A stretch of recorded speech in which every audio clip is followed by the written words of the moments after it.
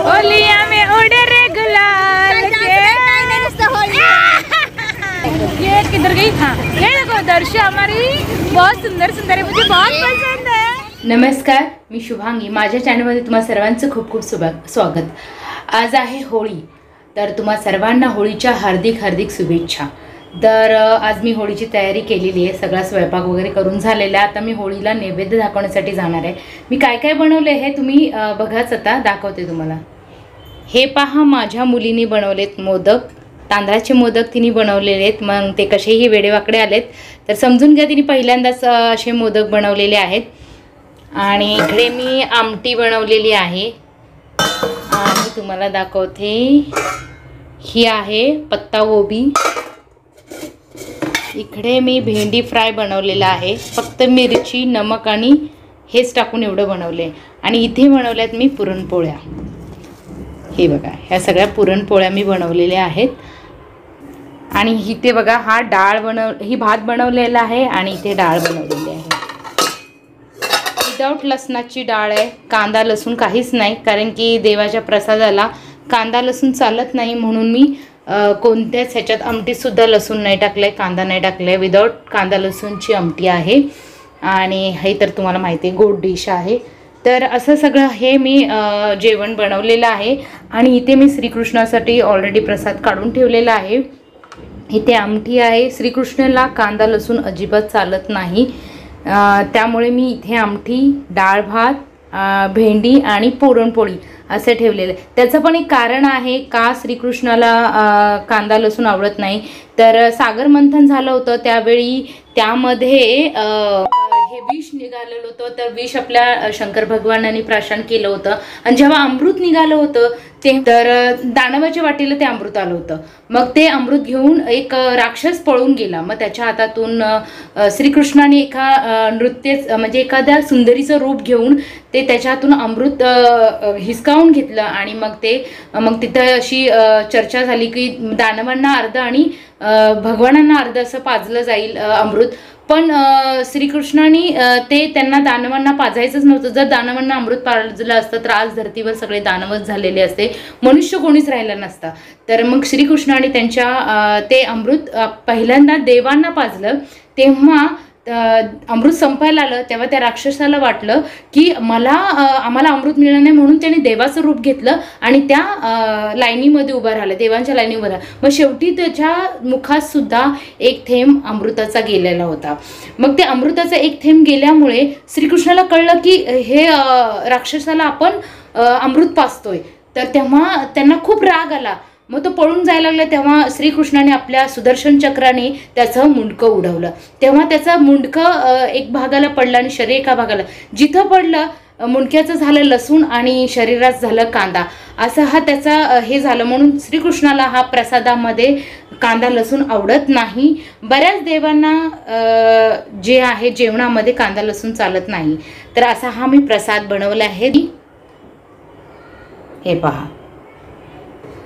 चला, तर आता मी साडी घालून तिथे पूजनाला जाणार आहे, प्रसाद घेऊन सगळं घेऊन। आणि तुम्हाला अजून एक दाखवायचं राहून गेलं, मी हे बनवलंय, हे तुम्ही म्हणा असाल का असाल, तर आपण म्हणतात ना वर्षातून एकदा होळी येते, होळीमध्ये आपले जे पण काही गोष्टी असतात ते वाहून द्यायचे असतात, त्याच्याने आपल्या घराला संरक्षण मिळतं। तर मग इथे मी असं किडे वगैरे, साप, विंचू असा प्रकार असतो ना, तो आपण अग्नीत वाहून द्यायचा असं। अशी पूर्वीपासून माझी आई वगैरे बनवायची, म्हणून मी पण हे बनवते, हे अग्नीमध्ये टाकायला। आणि नारळ पण टाकतो आपण अग्नीमध्ये। तर ते मी असं बनवलेलं आहे, त्याला विंचू, साप वगैरे असं म्हणतात ना, ज्याने ह्या गोष्टीने आपला वर्षानुवर्ष कुठे दंश होऊ नये किंवा काही होऊ नये, म्हणून हे आपण अग्नीत टाकलं जातं की जेणेकरून आपलं परिवार सुरक्षित राहावा, म्हणून हे सगळं करायचं आहे। तर चला, तर आता हे होळीसाठी तयार होते, साडी वगैरे घालते आणि मग तयार झाल्यानंतर मी तुम्हाला दाखवते। आणि होळीच्या इथे पण आम्ही कशी पूजा करणार आहे ते पण मी तुम्हाला सांगते। श्री कृष्ण गोविंद हरे मुरारी, हे नाथ नारायण वासुदेव। श्री कृष्ण गोविंद हरे मुरारी, हे नाथ नारायण वासुदेव। श्री कृष्ण गोविंद हरे मुरारी, हे नाथ नारायण वासुदेव। श्री कृष्ण गोविंद हरे मुरारी, हे नाथ नारायण वासुदेव। श्री कृष्ण गोविंद हरे मुरारी, हे नाथ नारायण वासुदेव। श्री कृष्ण गोविंद हरे मुरारी, हे नाथ नारायण वासुदेव। श्री गोविंद हरे मुरारी, हे नाथ नारायण वासुदेव। श्री कृष्ण गोविंद। हे बघा, मी नैवेद्याचं ताट घेतलेले आणि तयार पण झालेले साईडी घालून एवढा छोट्याशाच तांब्यात पाणी घेतलेलं आहे। इथे दिवा घेतलेला आहे, हळद कुंकू माचीस घेतला, अगरबत्ती घेतली आणि नैवेद्य घेतला आहे। नैवेद्यामध्ये सगळं काही घेतलेलं आहे आणि हा रुमाल त्यावरती। तर आता मी निघाले होळीच्या इथे। तर तुम्ही पण चला होळी आमच्या इथे कशी केलेली आहे पाहण्यासाठी। ज्याप्रमाणे आमच्या इथे देवी गणपती जसं मंडळाचे बसतात त्याप्रमाणेच आमच्या इथे होळी पण मंडळच हे अरेंज करतात। बघा, मंडळानेच ही होळी अरेंज केलेली आहे। पूर्ण होळीच्या बाजूनी रांगोळी वगैरे काढलेली आहे। असं दर वर्षानुवर्ष आमच्या इकडे होळीचं सगळं मंडळच बघतं। तर ह्या होळीतलाच आम्ही पूजा करण्यासाठी सर्वजण येतो, आमच्या ह्या सर्व सेक्टरच्या महिला। आणि खूप छान वाटतं जेव्हा एकत्र आम्ही अशी होळी साजरा करतो, तेव्हा सगळ्या फ्रेंड्स एकत्र मिळतात आणि पुन्हा आम्ही तो एकत्र येण्याचा आनंद घेतो। खूप छान वाटतं हे सगळं। हा सण हिंदू पंचांगानुसार फाल्गुन महिन्याच्या पौर्णिमेला साजरा केला जातो। महाराष्ट्रात होळीचा सण हा मोठ्या उत्साहाने साजरा केला जातो। होळीला पुरणपोळीचा नैवेद्य अर्पण करून मग होळी दहन केली जाते। मग होळी दहन केल्यानंतर 5 दिवसांनी रंगपंचमी असते गावाकडे, पण आपल्या मुंबईमध्ये रंगपंचमी ही दुसऱ्या दिवशीच खेळली जाते। जसे प्रत्येक सणाची कहाणी असतेच, तसेच होळीची साजरा करण्याच्या मागच्या देखील एक प्राचीन इतिहास आहे। एक हिरण्यकश्यप नावाचा राजा होता, जो स्वतःला खूप बलवान समजायचा। स्वतःच्या अहंकारामुळे तो देवांची घृणा करायचा, तसेच विष्णू भगवानांचं नाव देखील घ्यायला त्यांना आवडायचं नसे। परंतु त्यांचा पुत्र प्रल्हाद हा भगवान विष्णूंचा परमभक्त होता आणि हे हिरण्यकश्यपाला अजिबात पसंत नव्हतं। तो वेगवेगळ्या प्रकारचे त्याला घाबरण्याचा प्रयत्न करत असे, जेणेकरून पुत्र प्रल्हाद भगवान विष्णूंची उपासना करणं सोडून देईल। परंतु भक्त प्रल्हाद त्यांना न डगमगता त्यांच्या भगवान विष्णूंची भक्तीत लीन होत असे। ह्या सगळ्याला कंटाळून राजाने एक योजना बनवली आणि त्यानुसार आपली बहीण होलिका, जिला वरदान मिळालं होतं की ती अग्नीवर विजय प्राप्त करू शकते, तसेच कोणतीही अग्नी तिला जाळू शकत नाही, राजाने होलिकाला भक्त प्रल्हादाला घेऊन अग्नीच्या चितेवर बसण्यास सांगितले। प्रल्हाद आपल्या आत्यासोबत अग्नीच्या चितेवर बसला व भगवान विष्णूंच्या नामस्मरणात लीन झाला आणि थोड्याच वेळात होलिका जळायला लागली आणि एक आकाशवाणी झाली आणि ज्यानुसार होलिकाला आठवलं की तिला वरदानात असंही सांगितलं होतं की ज्यावेळी ती तिच्या वरदानाचा दुरुपयोग करेल तेव्हा ती स्वतः जळून राख होईल। भक्त प्रल्हादाला अग्नी काही करू शकली नाही, मात्र होलिका त्या अग्नीत जळून भस्म झाली। अशा प्रकारे त्या दिवशी लोकांनी उत्साह साजरा केला आणि तो दिवस होळी दहन करणे म्हणून ओळखली लागली। दुसऱ्या दिवशी रंगाने हा सण उत्साह साजरा केला जातो। सर्व महिला पूजा करून झाल्यानंतर पुरुषांनी सुद्धा पूजा केली आणि त्यानंतर आम्ही होळी दहन केली।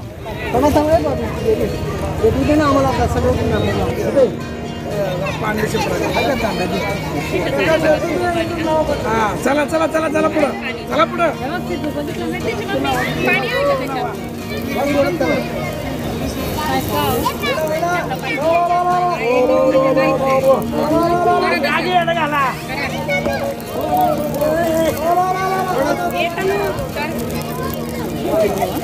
बापरे, पेटली।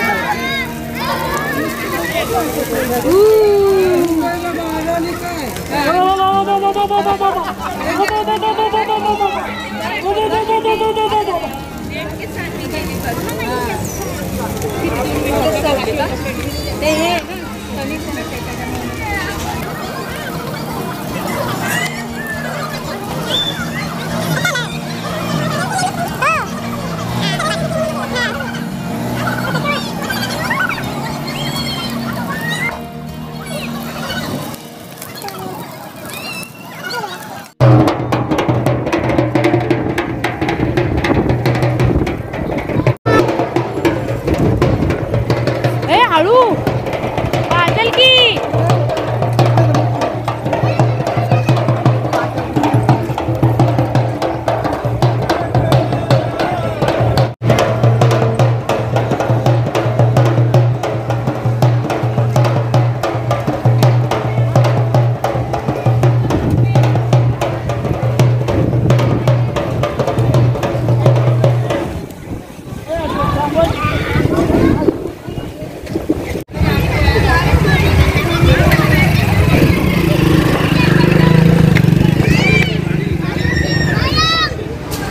होळी करून आता मी मेडिकलमध्ये आलेली आहे. संध्याकाळची वेळ आहे. बघा कलर लावला तिथे सगळ्यांनी. आत्तापासूनच सुरुवात झाली कलर लावायची. आता मग सकाळी पुन्हा कलरची धमाल. तर चला सकाळी येलो, पिंक, ब्ल्यू आणि हा आहे ग्रीन कलर आणि इकडे आहेत बलून. तर ही आमची होळीची तयारी. आताच आम्ही कलर घेऊन आले, मी आणि माझी मुलगी. आता मी खूप धमाल करणार आहे होळीची. हे बघा एवढे कलर आणले. Bye, we are ready to attack. हे बघा कलर्स. आणि आम्ही चाललोय आता होळी करायला. सगळ्यांना लावणार आहे होळी. होळी नाही सॉरी कलर लावणार आहे. सगळ्यांना असं कलरनी भरवणार आहे. बघा मी ऑलरेडी सेल्फ माझे लावून घेतलेली आहे, कारण की स्वतःला पहिली होळीचं शुभेच्छा द्यायला पाहिजेत ना, रंगपंचमीच्या. तर मी स्वतःला रंगपंचमीच्या शुभेच्छा ऑलरेडी दिल्या आणि तुम्हाला सुद्धा रंगपंचमीच्या हार्दिक हार्दिक शुभेच्छा. आणि आम्ही चाललोय आता होळी खेळायला. हॅपी होळी. हॅपी होळी. आता भेटूया आपण खाली. बाय. आणि आधी आम्ही दोघींनी कलर लावून घेतला आणि आता आम्ही चाललोय खाली खेळायला. सगळ्या फ्रेंड्सला लावणार आहे आणि आम्ही कशी धमाल करतोय ते बघा. मी आता व्हाईट ड्रेस घातलाय, कारण की होळीला व्हाईट ड्रेस. मला म्हणली की तू व्हाईट ड्रेस घालू नको, खराब होईल. आणि मम्मी स्वतः व्हाईट ड्रेस घालते. व्हाईट ड्रेस घातल्यावर सगळे कलर्स दिसतात ना व्हाईट ड्रेसवर. तर मी व्हाईट ड्रेस घातलेला नाइंसाफी. आणि आम्ही चालले खेळायला होळी. हॅपी होळी. बाय. आता भेटू आपण खाली. आता भेटू खाली. चला बाय बाय. खाली भेटूया आपण. हॅपी होळी.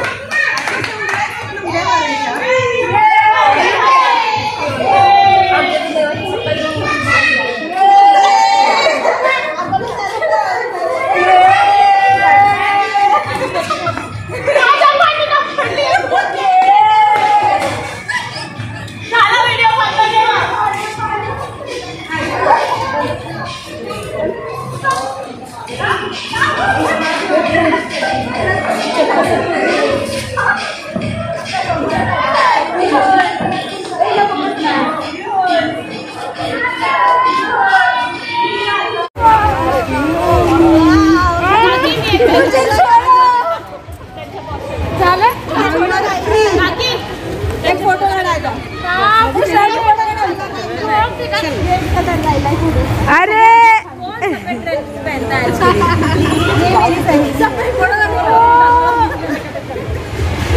अगदी बुद्धी केली की मला.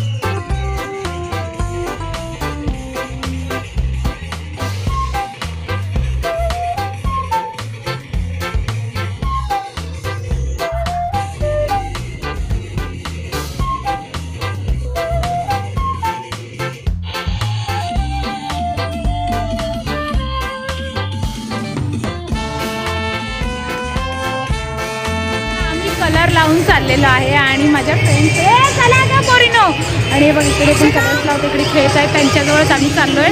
कलरला ओळखायला येते का मी? कैसे भूत बने.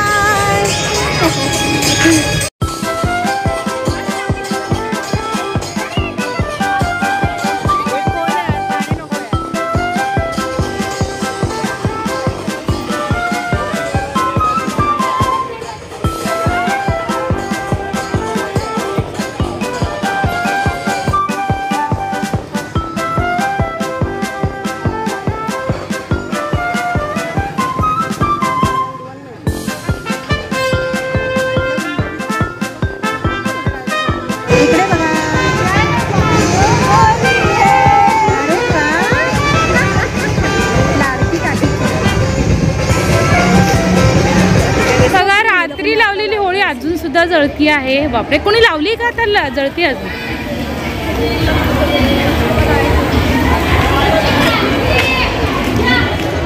अजून जळती आहे की आपोआप लागली की लावली कोणी?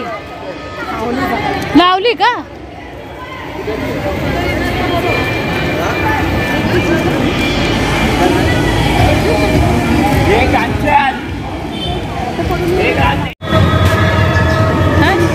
दिसत नाही का तुम्ही लोक?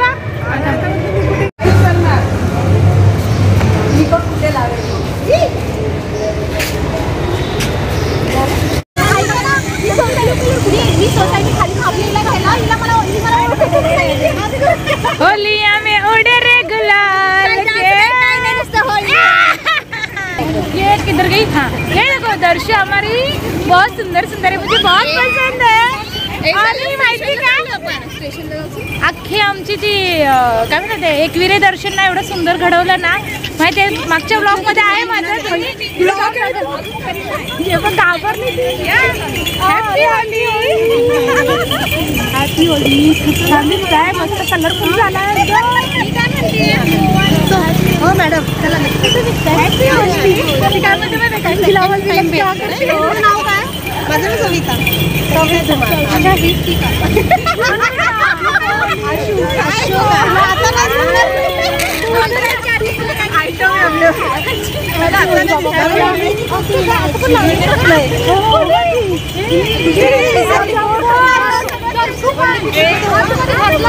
इंट्रोडक्शन मग काय तुला आता नाही मी दिसणार. अरे देवा.